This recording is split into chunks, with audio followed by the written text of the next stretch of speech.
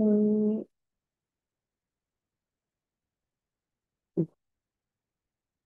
oke, kita mulai lagi ya. Nah, di sini ada automation lifecycle. Nah, di sini untuk tahapan QA lifecycle ini ada tahapan yang pertama yaitu SDLC, di mana SDLC ini merupakan proses pembuatan dan pengubahan sistem serta model dan metodologi yang digunakan untuk mengembangkan sistem rekayasa perangkat lunak. Metode SDLC hadir untuk membantu pengembangan produk. SDLC punya beberapa jenis yang terkenal. Nah, yang pertama ini waterfall, yang kedua prototype, yang ketiga ada gel, yang keempat ada content. Oke, yang pertama ini ada waterfall. Waterfall ini dari atas ke bawah ya. Yang pertama ada requirement, ini biasanya hmm, seperti dokumen ya dibuat oleh user. Kalau udah selesai dibuatlah desain. Nah, ini dilakukan oleh UI UX. Kalau udah desain udah selesai, maka akan proses selanjutnya yaitu development. Nah, ini development oleh developer ya biasanya. Kalau udah selesai, nah kita biasanya testing. Kalau udah selesai testing, kita deployment ke prod. Ini mestinya deployment ini biasanya ke deployment ke prod ya. Kalau udah di prod, nanti akan ada maintenance. Ini ada kelebihan dan kekurangan dari waterfall. Yang pertama yaitu kelebihan dari waterfall memiliki proses yang terurut sehingga pengerjaan dapat terjadwal dengan baik dan mudah. Nah, cocok untuk sistem dengan kompleksitas rendah. Yang ketiga, setiap proses yang dilakukan tidak dapat saling tumpang tindih. Kekurangan untuk metode waterfall, waktu pengerjaan relatif lebih lama karena harus menunggu tahap sebelumnya selesai. Biaya yang dibutuhkan lebih mahal karena waktu pengembangan yang dibutuhkan lebih lama. Untuk model waterfall juga ini kurang cocok untuk pengembangan proyek yang memiliki kompleksitas yang tinggi. Oke, selanjutnya ini ada prototype. Prototype ini yang pertama ada initial requirement. Nah, terus selanjutnya ada desain sama yang tadi. Cuma di sini ada proses prototyping, ada customer evaluation, ada review dan updating juga. Baru nanti ada proses deployment, ada test dan maintenance. Untuk kelebihan dari metode prototype ini mempersingkat waktu pengembangan perangkat lunak.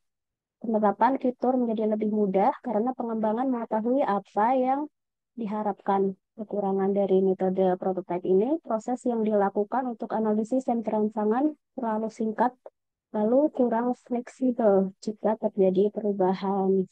Jadi ini kurang cocok ya kalau untuk perusahaan yang skopnya itu besar. Nah, selanjutnya ini ada agile.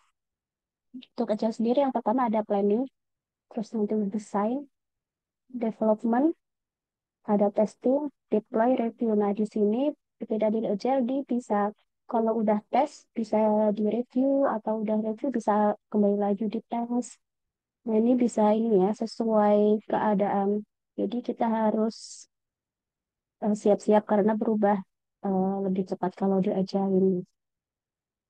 Nah, ini ada tujuan agile.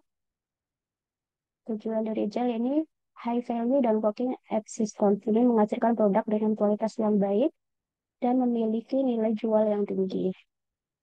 Ini ada iteratif, incremental, dan evolutionary. Ini pengembangan dapat dilakukan secara iteratif, berulang-ulang, dan dapat mengalami perubahan jika diperlukan. Cost control dan value-driven development. Pengembangan perangkat lunak dapat sesuai dengan kebutuhan pengguna dan tim dapat dengan cepat merespon kebutuhan, sehingga waktu dan biaya pembuatan dari perangkat lunak dapat dikendalikan. Selanjutnya ini ada high quality production. Kualitas dari perangkat lunak tetap terjaga meskipun waktu dan biaya lebih sedikit. Fleksibel dan resilient yang meminimalisir terjadinya kesalahan pada program ataupun produk sebelum dilakukan proses deploy aplikasi. Jadi di sini kayak user juga dapat ini ya, dapat melihat prosesnya sampai mana. Kalau ada yang kurang, bisa jadi si user ini bisa melakukan perubahan. Terus ini ada collaboration. Kolaborasi ini dilakukan oleh setiap tim pengembangan untuk mendukung feedback yang diberikan oleh klien. Terus ada self-organization, self-managing teams. Pengembangan diberikan akses untuk manajemen sendiri urusan software development. Seorang manajer hanya bertugas sebagai penghubung antara pengembang dengan klien sehingga dapat mengurangi terjadinya miscommunication. Ini ada kelebihan dan kekurangan untuk agile. Kelebihan sendiri dari metode agile yang pertama perubahan dapat dengan cepat ditangani.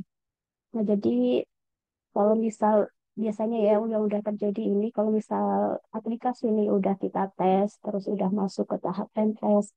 Nah, ini bisa jadi di pen test kalau misal ada temuan ya, kita akan kembali lagi ke development. Jadi nggak berurut ya, kapan aja bisa berubah. Dan ini sering terjadi sih. Terus selanjutnya, proses pengembangan perangkat lunak membutuhkan waktu yang relatif cepat dan tidak memerlukan sumber daya yang besar. Klien dapat memberikan feedback kepada pengembang dalam proses pembuatan program. Kekurangan dari metode Agile, ini metode ini kurang sesuai dengan tim yang besar lebih dari 20 orang. Tim harus selalu siap karena perubahan dapat terjadi kapan saja. Metode ini kurang cocok untuk tim komitmen untuk menyelesaikan proyek bersama-sama. Oke, selanjutnya Agile in Startup. Ini misalnya eh, penggunaan gel di suatu startup ya. Keunggulan metode gel development bagi konsumen adalah umpan balik yang diberikan dapat diperbaiki atau dikembangkan secara cepat dalam kurun waktu yang singkat. Selain itu, dengan menggunakan metode ini lebih responsif pada permintaan pengembangan fitur dari konsumen. Nah, ini ada keuntungan sendiri bagi vendor adalah dapat memfokuskan pengembangan terhadap fitur-fitur yang dianggap lebih penting dan prioritas. Selain dengan menggunakan metode ini, pengerjaan dan efisiensi dapat ditingkatkan. Dan bagi vendor juga dapat mengendalikan pemborosan biaya. Bagi development team, ini keuntungan dapat dapat adalah bekerja secara lebih nyaman dan fokus di mana sekalian fokus pada prioritas fitur atau spesifikasi produk yang akan dikembangkan. Jadi enggak semuanya fitur dikerjakan semuanya ya. Jadi harus ada prioritas yang harus dikerjakan. Selain itu, keuntungan ini adalah mengurangi pekerjaan yang dirasa tidak memberikan hasil. Terus ini ada pengembangan akan siaran dengan feedback dan kebutuhan dari konsumen. Kemudian product manager juga dapat memiliki kesempatan untuk memprioritas atau tidak memprioritaskan suatu pengembangan produk. Selain itu, keuntungan dapat menghasilkan hasil pengembangan yang maksimal. Nah, ini bagi para PMO dan C-level eksekutif atau direktur ya. Metode ini dapat memberikan visibilitas bagi proyek yang sedang berlangsung, kemudian dapat memberikan feedback atas bagi mengacu pada informasi terbaru. Keuntungan lainnya adalah dapat efektif dalam merencanakan pengembangan dengan tidak terlalu banyak spekulasi. Nah, ini ada agile principle ya. Ini kurang lebih sama ya seperti yang tadi, mengutamakan kepuasan pelanggan untuk memberikan software yang bagus. Terus perubahan pada persyaratan harus diterima bahkan bila itu terjadi pada tahap akhir pengembangan. Nah, ini kayak kekurangan ya perubahan dalam persyaratan harus diterima. Jadi kalau sudah di akhir, udah mau development ke production, terus tiba-tiba ada keinginan user ingin kayak gini, berarti kita harus siap-siap perubahan itu terjadi. Dalam kondisi cepat pengembangan bekerja sama setiap hari dalam sebuah proyek. Penting untuk menyediakan lingkungan dan dukungan yang baik untuk memotivasi pengembang.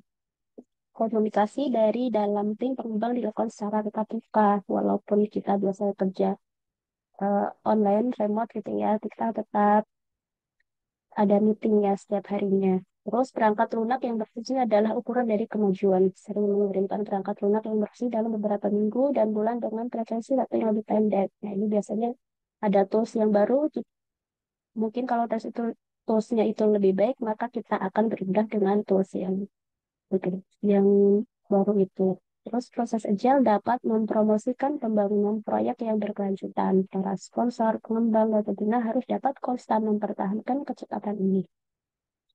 Lalu ada perhatian secara terus-menerus untuk keunggulan dan kualitas dalam pengembangan teknis dan desain dapat meningkatkan agility. Sederhana adalah bagian penting dari manajemen agile yang efektif.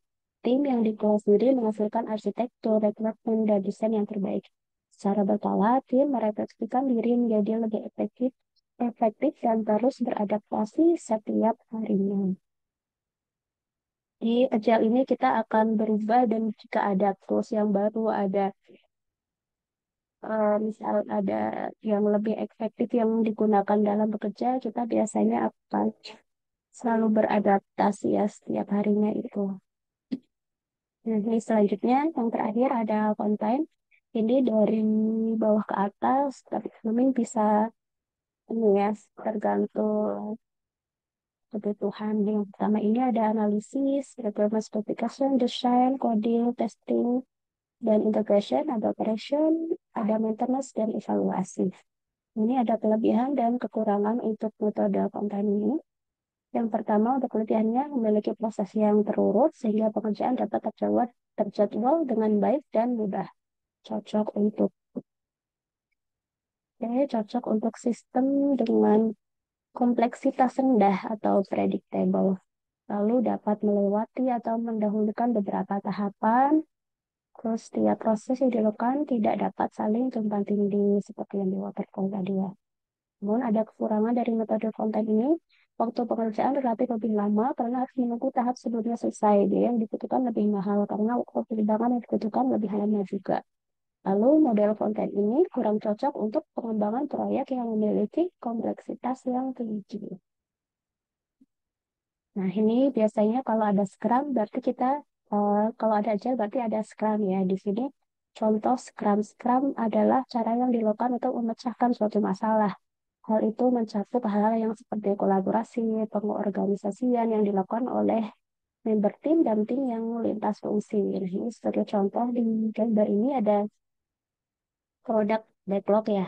Ini biasanya dibuat oleh product owner atau oleh PM, project manager. Nah, kalau backlog